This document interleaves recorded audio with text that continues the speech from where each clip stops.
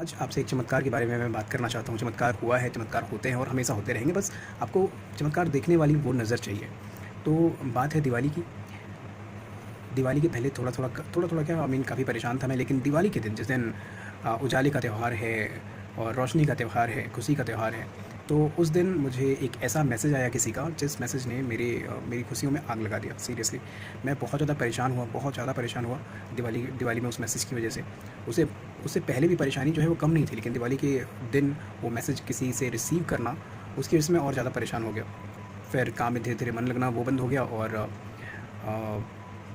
जिससे आपको उम्मीद हो, जिससे आपको कोऑपरेशन और सपोर्ट की उम्मीद हो, अगर उसी से अगर आपको इस तरह के मैसेजेस वगैरह रिसीव होते हैं, तो ऑब्वियसली दिल तो दुखता ही है। और उसके बाद से, दिवाली के बाद से हर एक दिन जैसे-जैसे बढ़ता गया, मेरी परेशानी भी वैसे-वैसे बढ़ती गई। उसके बाद फिर फाइनली अभी 2 दिन पहले एक और बहुत ज़्यादा बुरा मैसेज, और उसी उसी सोर्स से आया, और ये मैसेज जो है वो पहले वाले मैसेज से और ज़्यादा बुरा था।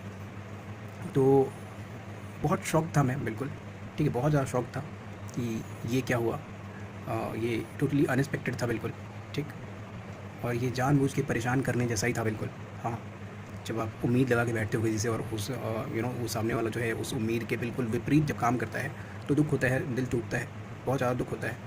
उसकी वजह से जो है आप फ्रस्ट्रेट होते हो, उसके वजह से आप आप कॉन्सन्ट्रेट नहीं कर पाते, फोकस नहीं कर पाते उन चीज़ों पे जो आपकी लाइफ में ज़रूरी है। तो काफ़ी ज़्यादा परेशान था पहले ही दिवाली के दिन से, दिवाली के दिन, उसके बाद से, और उसके बाद फिर अभी 2 नवंबर को, 2 दिन जस्ट पहले। फिलहाल ये वीडियो जो है रात के ऑलमोस्ट 12 बजने वाले हैं तब बना रहा हूँ मैं। अभी एक रिटायरमेंट पार्टी से आया हूँ मैं। तो परेशानी जो है लगातार मेरी चली रही थी। उसके बाद फिर मेरी परेशानी को देखते हुए मेरी एक दोस्त ने मुझे सजेस्ट किया कि ऐसे टाइम पे मेडिटेशन वगैरह करने से दिमाग शांत होता है। लेकिन मेडिटेशन हो भी नहीं पाता, क्योंकि जब इंसान परेशान रहता है, दिमाग में इतने सारे सवाल होते हैं, तो मेडिटेशन जो है वो हो भी नहीं पाता। तो ऐसे टाइम पे जब मेडिटेशन आपसे ना हो पाए, तो मेंटली जब आप कुछ ना कर पाओ, तो और उस टाइम पे फिज़िकली अगर आप ठीक हो, तो अपने उस मेंटल शोर को शांत करने के लिए, दिमाग में जो हलचल है उसको शांत करने के लिए, अपनी बॉडी को, अपने शरीर को ऐसी जगह लेकर के जाओ जहाँ से दिमाग काम करना स्टार्ट कर दे। यानी कि आपको उस हाईएस्ट, उस सुप्रीम एनर्जी के साथ कनेक्ट करना होता है। और घर में आपका शायद ये माहौल बन नहीं पाता, क्योंकि जिस बात से आप परेशान हो, जिस शख्स की वजह से परेशान हो, वो चिंता, वो फ़िक्र, वो परेशानी जो है आपको घेरे रखती है, तो आप जो है कुछ सोच समझ नहीं पाते। ऐसे में इसीलिए मंदिर बनाए गए हैं, इसीलिए मंदिर बनाए गए हैं, और इसीलिए वो इतना पवित्र है, इतना। तो मैं कह रहा था कि इसीलिए मंदिर जो हैं इतने पवित्र हैं, इतने पावन हैं, इतने शक्तिशाली हैं, और वहाँ पे जाने के बाद आपकी परेशानियाँ जो हैं वो दूर हो जाती हैं। तो आज उसी सब, चूँकि मैं कॉन्सन्ट्रेट नहीं कर पा रहा था, फ़ोकस नहीं कर पा रहा था, सीने में जो है ऐसा लग रहा था कि 50-100 किलो का किसी ने चट्टान, कोई पत्थर रख दिया हो बड़ा सा। तो बहुत ज़्यादा सफोकेशन हो रहा था, गला सूख रहा था, नींद नहीं आ रही थी, 2 दिन से ठीक से सोया नहीं हूँ मैं, 2-3 दिन से ठीक से सोया नहीं हूँ मैं। तो वही मैं मंदिर गया, मंदिर में जा कर के बैठा मैं, और लिटरली जैसे मैं अभी कैमरे में बात कर रहा हूँ, वैसे मैं चूँकि ट्यूसडे है, तो मैं बजरंगबली के मंदिर गया था, और उनके सामने बैठ कर के मैं उन्हीं से बात कर रहा था। अपनी परेशानियाँ जो हैं बोल करके मैं बता रहा था कि मैं इस चीज़ से परेशान हूँ। हालाँकि उनको बोलने की ज़रूरत नहीं है, उनको पता है कि हाँ, कि आप आए हो तो क्यों आए हो, और क्यों, किस बात से परेशान हो, वो सभी जानते हैं, वो सब जानते हैं। तो फिर मैं ये बातें उनको बता रहा था, लेकिन मंदिर और मेरे बीच में जो है, उनकी मूर्ति और मेरे बीच में ग्रिल भी लगा हुआ था, क्योंकि 7-8 बजे करीब मैं गया था, शाम के 7 बजे। तो ग्रिल लगा हुआ था, लेकिन जब मैं पहुंचा मंदिर में और मैं बैठा हुआ था, तभी पुजारी जी आए, और पूजा करने के लिए उन्होंने वो ग्रिल जो है खोल दिया। अब मेरे और उनके बीच में कोई ग्रिल या फिर किसी तरीके का कोई बाउंड्री वगैरह कुछ भी नहीं था। अब बजरंगबली मुझे और मैं उनको साफ आमने सामने देख सकते थे। उसके बाद फिर क्या था, मैंने चूँकि दरवाज़ा खुल गया था, तो मैं अंदर भी गया, और मैंने बजरंगबली के चरणों में शीश भी झुकाया अपना, और अपनी सारी परेशानी बताई मैंने, और मैंने कहा कि ये सारी परेशानियाँ हैं मेरी, ये मैं आपको सौंपता हूँ। उसके बाद फिर वापस आने से पहले मैं वहीं गेट के बाहर खड़ा होकर के बजरंगबली की मूर्ति के सामने हनुमान चालीसा जो है वो पढ़ने लग गया। और उसके बाद फिर हनुमान चालीसा जैसे ही पढ़ के मैंने ख़त्म ही किया था, जब मेरे अलावा उस टाइम पे मंदिर में कोई भी नहीं था, तो जैसे ही मैंने हनुमान चालीसा पढ़ करके ऊपर किया और सर झुकाया उनको प्रणाम करने के लिए, आंखें बंद करके, तभी जो है मैंने देखा कि घंटी बज गया। हाँ, मंदिर की घंटी जो है वहीं जो हनुमान जी के ऊपर टंगी थी, वहीं वो तो वो घंटी जो है वो बज गई 2-3 बार। तो अब चूँकि मैंने देखा था कि भाई मेरे अलावा तो कोई नहीं है, घंटी कैसे बज गई? तो मैं बड़ा खुश हुआ कि अरे ये चमत्कार है भगवान का। लेकिन जब सर उठा करके आँखें खोली मैंने, तो तब तक जो है कोई इंसान था, जो आया हुआ था, आँखें बंद थी इसलिए मैं देख नहीं पाया। तो घंटी उसने बजाई थी। उसके बाद फिर भी जो है मेरे लिए तो वो चमत्कार ही था, और मैं उस आदमी की पूजा ख़त्म होने का वेट करता रहा, और तब तक मैं भी मंदिर से नीचे नहीं उतरा।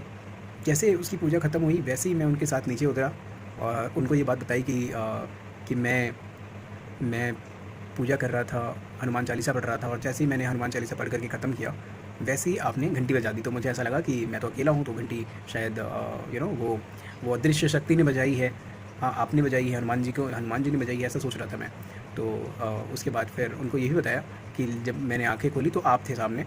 बट मैं तो ये भी मानता हूँ कि आपका बजाना भी चमत्कार है, वो इसलिए क्योंकि जैसे ही मैंने हनुमान चालीसा ख़त्म की, फिनिश की और आँखें बंद की प्रणाम करने के लिए, वैसे ही आपने एकदम राइट टाइम पे घंटी बजा दी। और उसके थोड़ी देर बाद फिर दूसरे वाले बगल वाले मंदिर से शंख की भी आवाज़ आई। तो मुझे लगता है कि ये सिर्फ कोई कोइंसिडेंस नहीं है।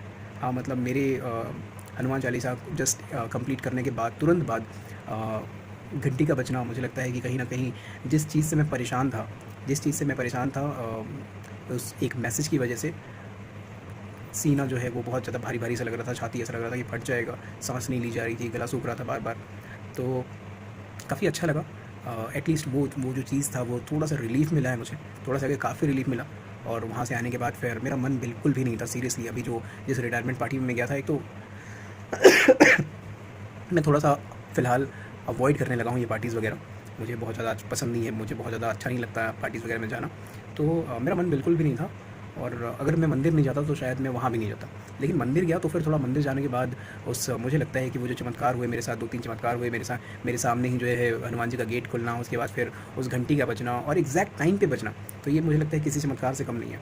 तो वहाँ से जब मैं आया तो मुझे ऐसा लगा कि वो जो पॉज़िटिविटी जो मैं लेने गया था, by nature I am very very positive by the way, लेकिन किसी की वजह से वो पॉजिटिविटी जो है वो मेरे अंदर से चली गई थी। मैं काफ़ी ज़्यादा नेगेटिव हो गया था। छाती जो है वो ऐसा लग रहा था कि फट जाएगा, संभाल नहीं पाऊँगा मैं, या फिर शायद कुछ हो ना जाए, ऐसा भी लग रहा था। लेकिन अच्छी बात ये रही कि मंदिर में गया मैं अपने दोस्त के कहने पे, और जो उसने कहा बिल्कुल वही वैसे ही मैंने जो है मैंने प्रार्थनाएँ की, मैंने बताया, प्रार्थना क्या, मैंने जस्ट बताया कि मैं इस चीज़ से परेशान हूँ। और उसके बाद फिर वहाँ से जब मैं लौटा तो तब तक जो है मेरा मूड काफ़ी अच्छा हो चुका था, और अंदर में जो है थोड़ी-सी काफ़ी ज़्यादा पॉज़िटिविटी भी आ गई थी। तो ये चमत्कार था जो मैंने अपनी आँखों से देखा। चमत्कार जो है वो होते हैं, हमेशा होते हैं, और होते ही रहेंगे, बस आपको देखने वाली वो आँखें चाहिए। तो ये जो है आज का चमत्कार था, जो मुझे सीरियसली बहुत, बहुत, बहुत अच्छा लगा।